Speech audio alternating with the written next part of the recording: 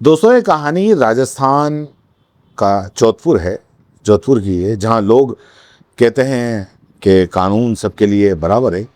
लेकिन इस बार ये है कि क्या सच में बराबर है या फिर कानून उन लोगों के लिए है जिनके पास में पैसा है, पहुंच है या रसूख है। क्योंकि इस कहानी में दो बहनें दोनों मर गई। एक ने जहर खाया और दूसरी पानी की टंकी के ऊपर चढ़ गई। और दोनों की मौत से पहले एक चीज कॉमन थी, वो था इंसाफ के लिए चीख चीख कर गुहार लगाना। लेकिन सिस्टम सिस्टम वो शायद किसी और की सेवा के अंदर बिजी था। ये कहानी सिर्फ पानी की टंकी पे चढ़ के कूदने की नहीं है। ये कहानी है डर की, ब्लैकमेल की, सिस्टम की बेरुखी की, और उस पुलिस की जो वक्त रहते जाग जाती तो शायद आज दो बेटियां जिंदा होती। जोधपुर के खेड़ापा इलाके का एक गांव, जहां एक साधारण परिवार अपनी जिंदगी जी रहा था। लेकिन फिर गांव में कुछ लोगों पर आरोप लगा कि उन्होंने बड़ी बहन को अपनी हवस का शिकार बना लिया। आरोप ये है कि गैंगरेप हुआ, वीडियो बनाए गए, ब्लैकमेल शुरू हुई और धमकियां दी गई। सोचिए, एक लड़की जो हर दिन इस डर में जी रही है कि उसका वीडियो वायरल कर दिया जाएगा, वो अंदर से कितनी बार मरती होगी। लेकिन यहां सबसे बड़ा सवाल यह है कि अगर ये सब कई सालों से चल रहा था, या सब ने, क्या किसी को कुछ नहीं दिखा? गांव में किसी को कुछ नहीं दिखा, या सब ने देखकर आंखें बंद कर ली थी? 20 मार्च 2026 की बात है। बड़ी बहन ने जहरीला पदार्थ खा लिया। परिवार अस्पताल लेकर भागा, इलाज हुआ, लेकिन वो जिंदगी हार गई। और यहीं से शुरू हुआ सिस्टम का असली चेहरा। क्योंकि मौत के बाद छोटी बहन सामने आई। उसने पुलिस को बताया कि उसकी बहन के साथ में क्या हुआ था।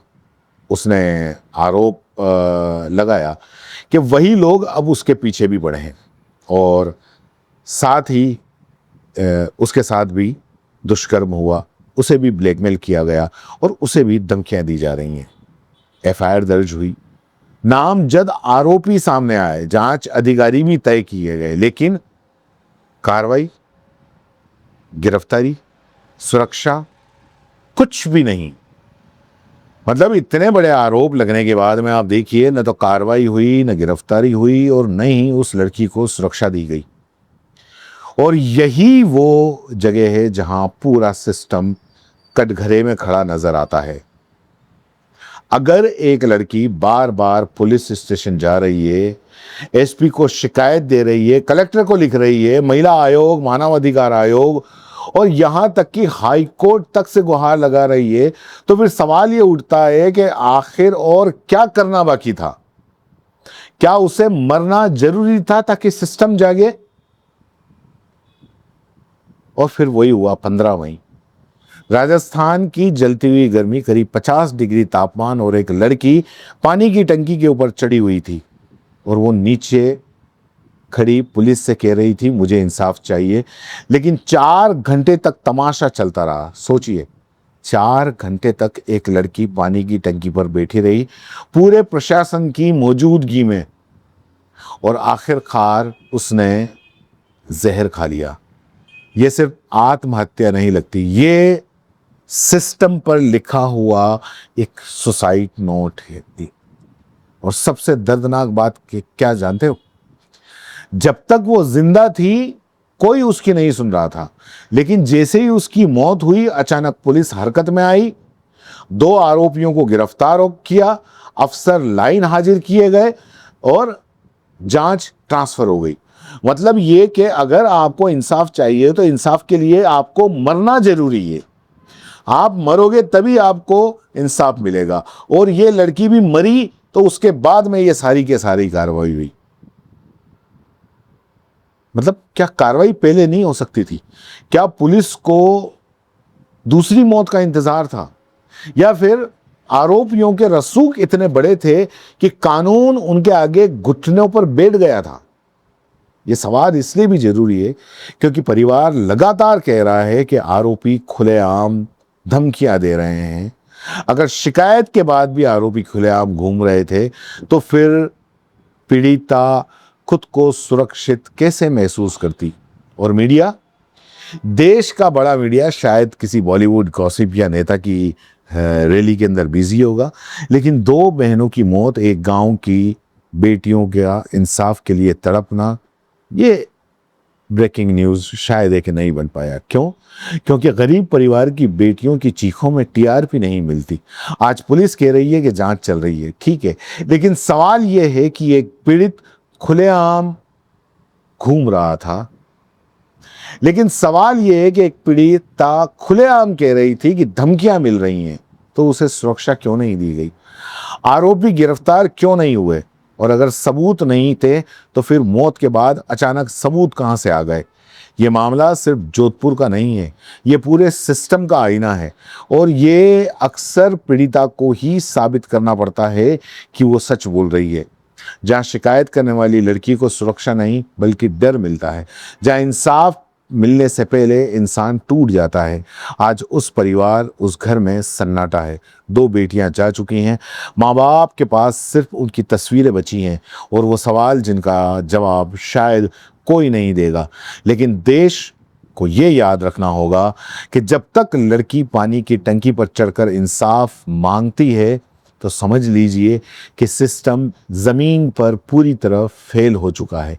और अगर अब भी जिम्मेदार अधिकारियों पर सख्त कार्रवाई नहीं हुई तो कल फिर कोई बेटी इसी तरह चीखती हुई नजर आएगी और हम फिर वही कहेंगे बहुत दुखद घटना है। लेकिन सच ये है कि ये सिर्फ दुखद नहीं है, शर्मनाक है। क्या कहना है आपका? नीचे कमेंट बॉक्स में जरूर लिखें। धन्यवाद। खेड़ापा पुलिस स्टेशन में एक रिपोर्ट हमें मिली कि एक महिला ने जहर खा के खुदकुशी कर ली, और इसी के बेसिस में उनके पति ने ही हमें रिपोर्ट दी और इसमें हमने मर्ग दर्ज कर लिया और इसमें इंक्वेस्ट प्रोसीडिंग्स हमने शुरू कर दी थी खेड़ापा थाने में।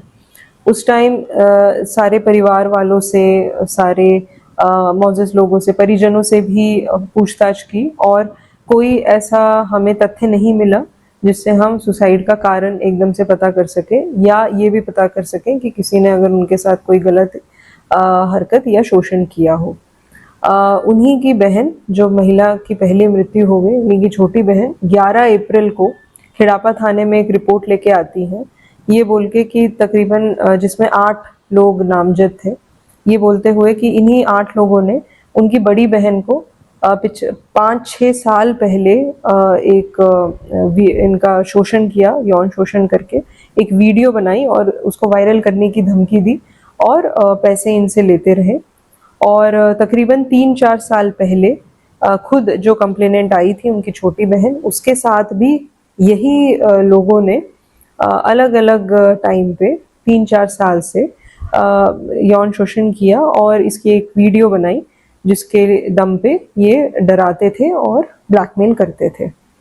ये जब संज्ञान में आया तो खेड़ापा थाने में FIR 91 दर्ज करके गैंग रेप की धारा लगा के इसका जो अनुसंधान है वो CO भोपालगढ़ खुद कर रहे थे। फिर इन्वेस्टिगेशन इसमें शुरू की।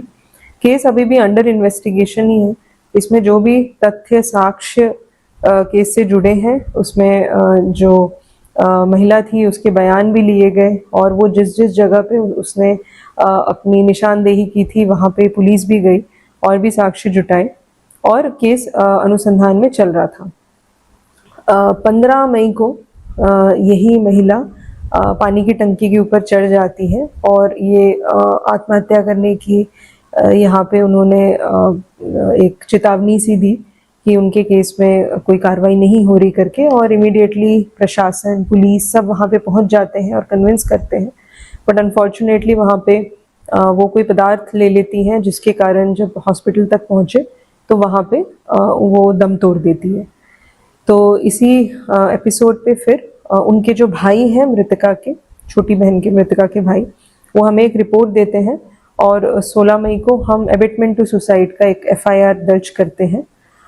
उसमें हमें जो भूमिका लगी, 2 लोगों की संदिग्ध लगी कि इसमें हो सकती है और अकॉर्डिंगली हमने 2 लोगों को अरेस्ट किया इसमें और बाकियों से भी पूछताछ अभी चल रही है। ये इंसिडेंट के होने के बाद जो केस नंबर 91 है उसका जो इन्वेस्टिगेशन है वो एडिशनल एसपी सिकाऊ को दिया गया। और जो आरोप लग रहे थे कि पहले वाले अनुसंधान अधिकारी ने लापरवाही की है या उन्होंने अरेस्ट टाइमली नहीं किया है, उसके बारे में इंक्वायरी हमने बिठा दी है। और इंक्वायरी की रिपोर्ट से हमें पता चलेगा कि उन्होंने क्या ये नेग्लिजेंस विलफुल की है या साक्ष्य के बेसिस पे की थी, क्या इसमें एविडेंस इसमें थे उस बेसिस पे। एक का नाम महिपाल है, एक का नाम गोपाल है। ये दोनों खिड़ापा थाना क्षेत्र के रहने वाले हैं। इनका नाम था इसमें मृतका ने दिया था इनका नाम कि इन्होंने किया था इनके साथ यौन शोषण। उसी से रिलेटेड इन्वेस्टिगेशन पे भी चल रहा था और बाकी अनुसंधान